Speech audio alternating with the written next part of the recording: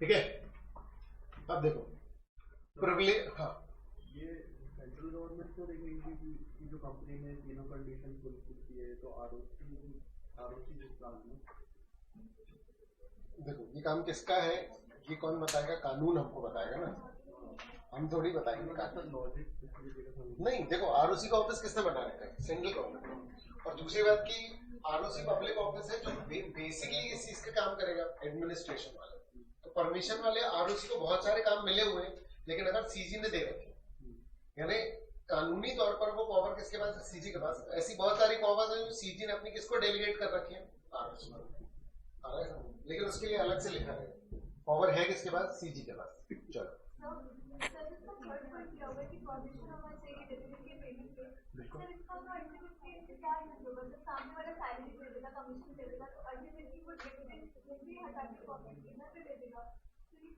Employees तो रखेंगे वो लोग।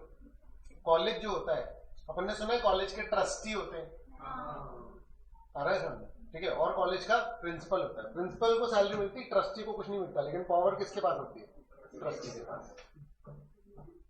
क्लियर है, ठीक है ना। वो ट्रस्ट एक्ट में अगर रजिस्टर होता है, कॉन्सेप्ट है ना, क्लियर हुआ, ठीक है ना। क्योंकि देखो आप ऑर्गेनाइजेशन चलाओगे तो आपको लोगों को रखना पड़ेगा। आपका मकसद चैरिटी का हो सकता है, लेकिन सबका मकसद थोड़ी होगा। एक बंदा जो है वो नौकरी करने आएगा तो वो चैरिटी के लिए क्यों करने आएगा, मतलब वो घर चलाना है अपना, समझ में आ रहा है क्या, क्लियर है, ठीक है।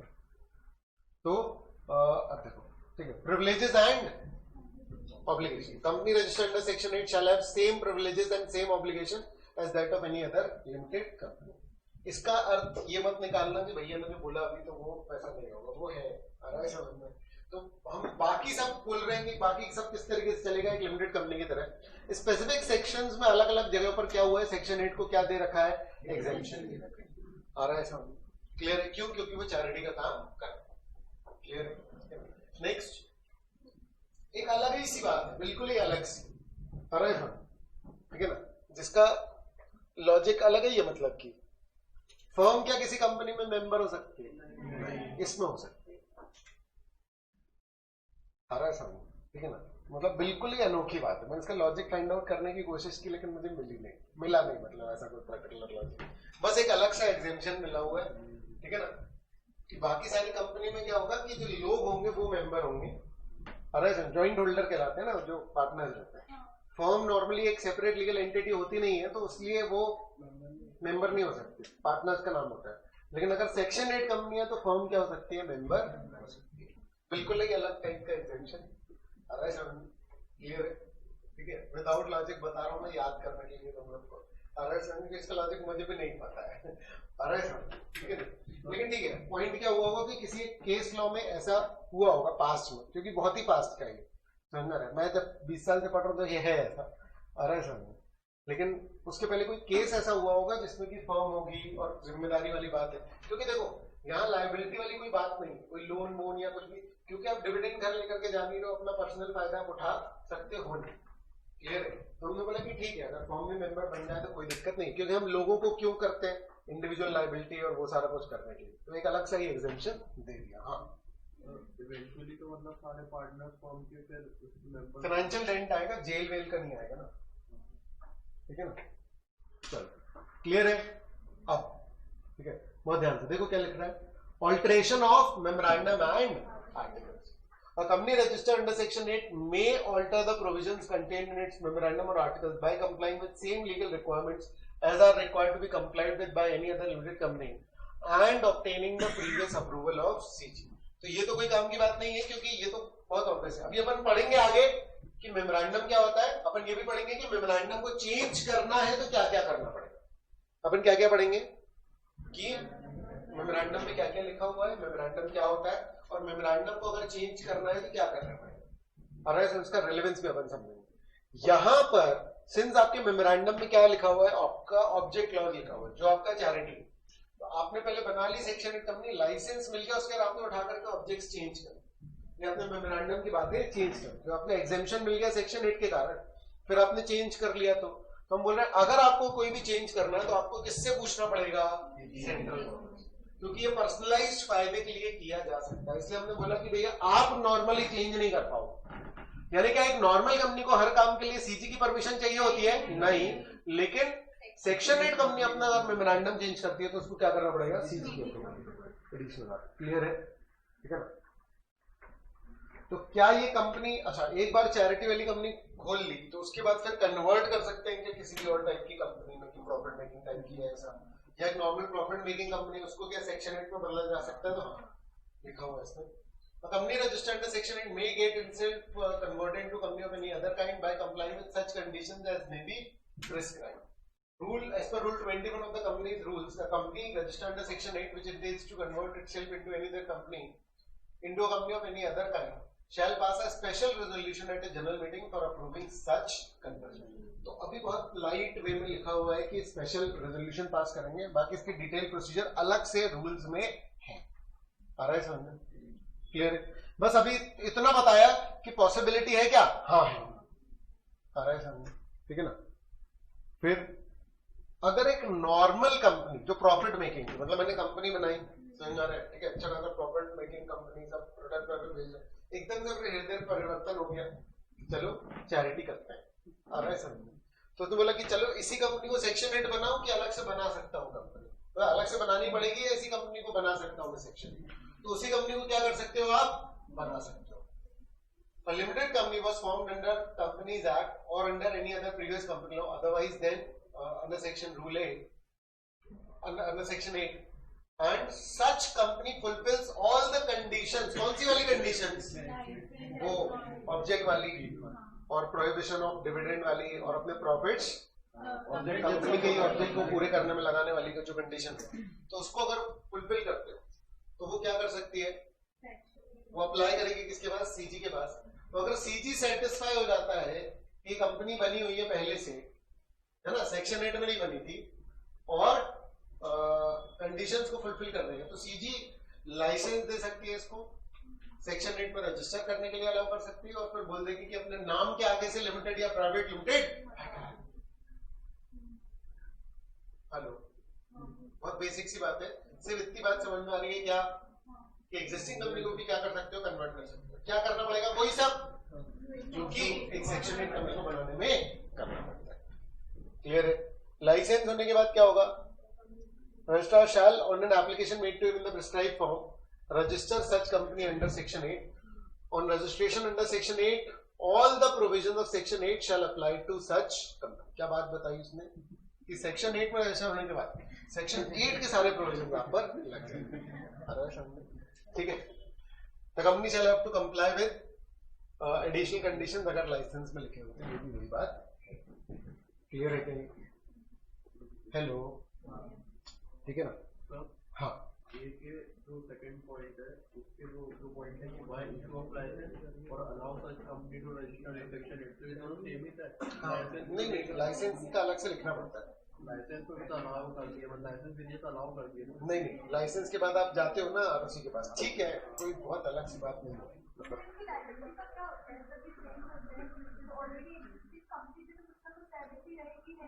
एग्जैक्टली, हाँ, अपन देखते हैं, समझ में आ रहा है? ठीक है, उसको आगे। और कुछ चीजें इसकी रूल्स में, हाँ, सारी बातें यहाँ पर स्पेसिफाइड नहीं। क्लियर है? इसलिए बोला कि उसका रूल्स में देखेंगे। ठीक है ना? सारी बातें नहीं है यहाँ पर स्पेसिफाइड। चलो, उसके बाद फिर क्या है? ये पढ़ लिया क्या? ठीक है, फिर क्या है? Revocation of licence by, revocation मतलब कैंसिलेशन। सोच के बताओ कब होगा कैंसिलेशन? कंडीशन ना निभाए, या लाइसेंस में अगर एडिशनल कंडीशन दी है वो ना निभाए, एक तो बेसिक कंडीशंस ना निभाए, है ना?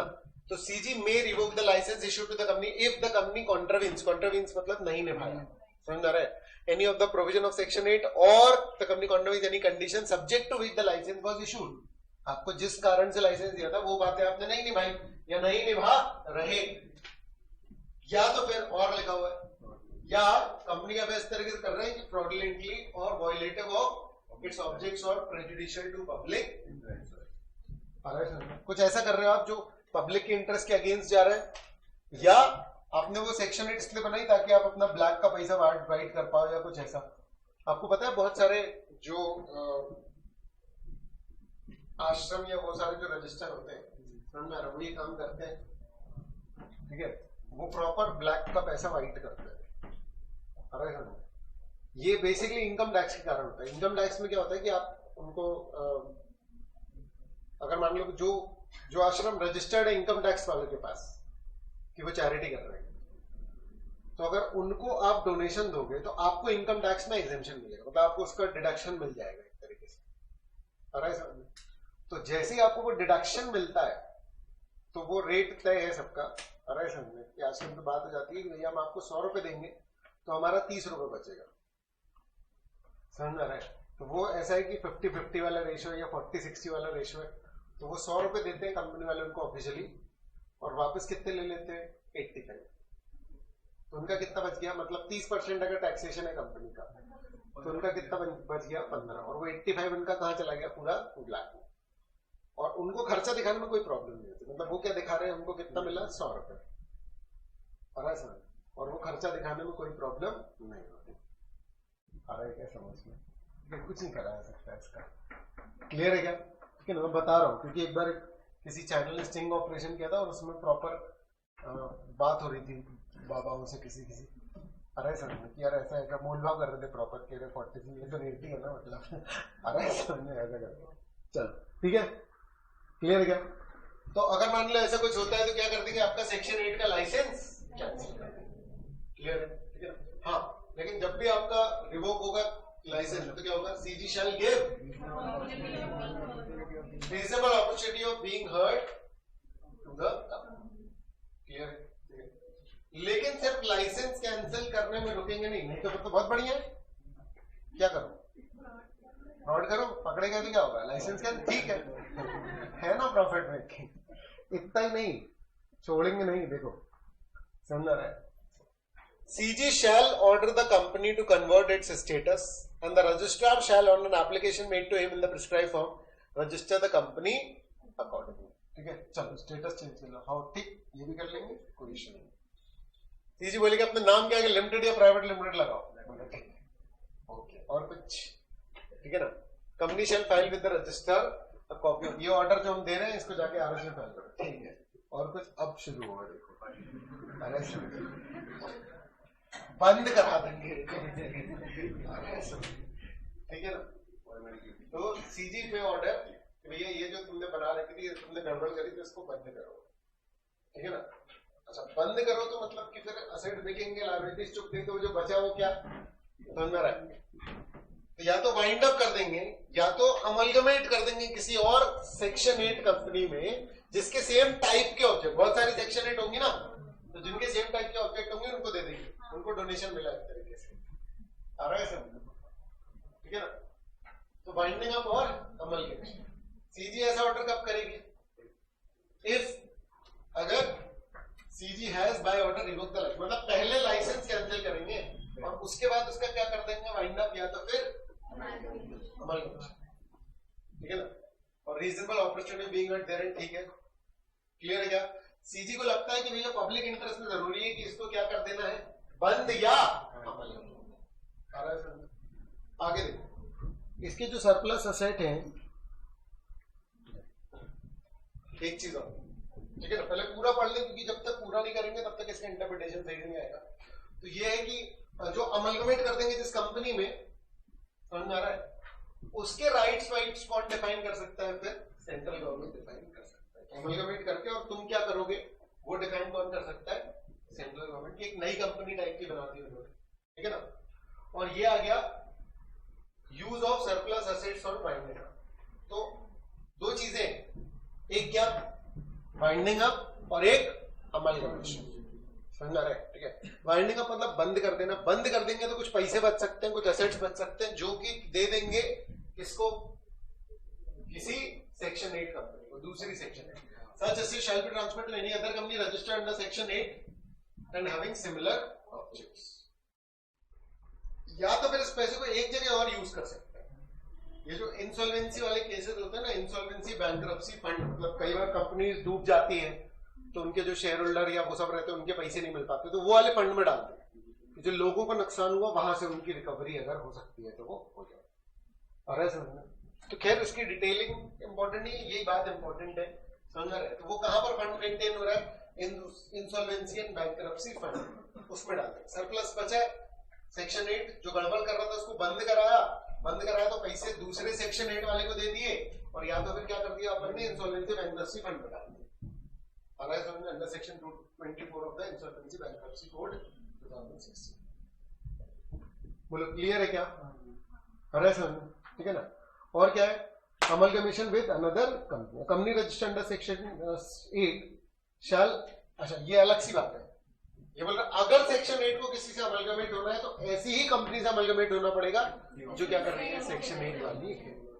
तो अगर आप ये देखोगे, ठीक है, कि जिससे अगर मान लो कि बंद करा रहे, तुमने गड़बड़ करी, तुम क्या कर सकते हैं, या तो बंद करा सकते हैं या तो अमलगमेट। बंद करा दी तो सरप्लस एसेट को क्या क्या करेंगे, दूसरे सेक्शन 8 को दे देंगे, और या तो फिर बैंकरप्सी फंड में डाल देंगे, ठीक है ना। अगर अमलगमेट कराया तो अमलगमेट के दो रास्ते होते हैं। एक होता है कि एग्जिस्टिंग कोई काम कर रहा था और उसमें तुमने इसके साथ मर्ज कर दिया। एक और अमलगमेशन होता है कि तुमने एक नई कंपनी क्रिएट कर और इसको तुमने उस कंपनी के साथ क्या कर दिया, अमलगमेट कर दिया, पुरानी वाली बंद की।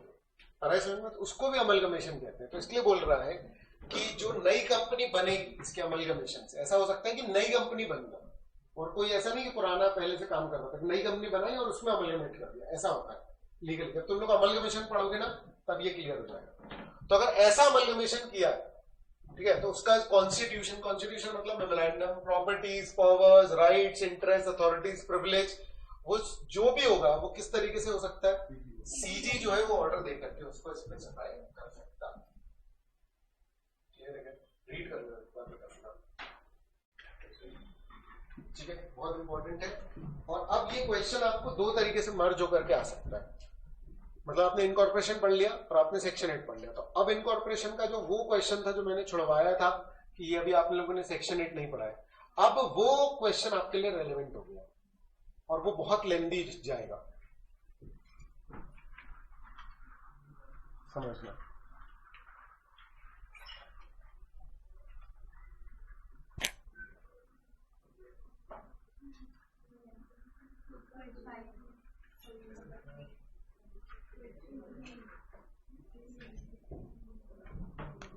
ये देखो क्वेश्चन नंबर 4 देखो, mister we along with 6 other person desires to float a company for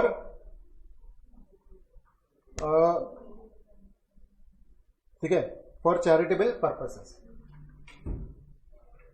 ठीक है, फॉर चैरिटेबल पर्पस। फिर क्या बोल रहा है, कंगा, हाँ, एज परमिसिबल अंडर सेक्शन 8, ठीक है, सेक्शन लिख गया लेकिन वो सेक्शन है, वो टी है वो और वो आई है, पहले से लिखा, ठीक है। He seeks your advice about the procedure to be follow to give effect to the above provision. तो अब जैसे पढ़ा वैसे लिखना, ऐसा नहीं है, इसका कंपाइलेशन लगेगा आपको। पॉइंट समझ में आ रहा है? यानी आपको इनकॉर्पोरेशन का भी प्रोसेस लिखना है और आपको सेक्शन 8 की भी बातें लिखनी, लेकिन सेक्शन 8 की सारी बातें नहीं कि भैया रिवोक हो जाएगा लाइसेंस और ये सब नौटंकी नहीं लिखनी है आपको। सिर्फ क्या लिखना है, रजिस्ट्रेशन से रिलेटेड। तो वो कंपाइलेशन आपको एक बार करना, आप समझ गए, इनकॉर्पोरेशन का पूरा समझ गए और सेक्शन 8 समझ गए, तो ये आप होमवर्क में नोट कर लें। 3 हो गए ना, 3 हो,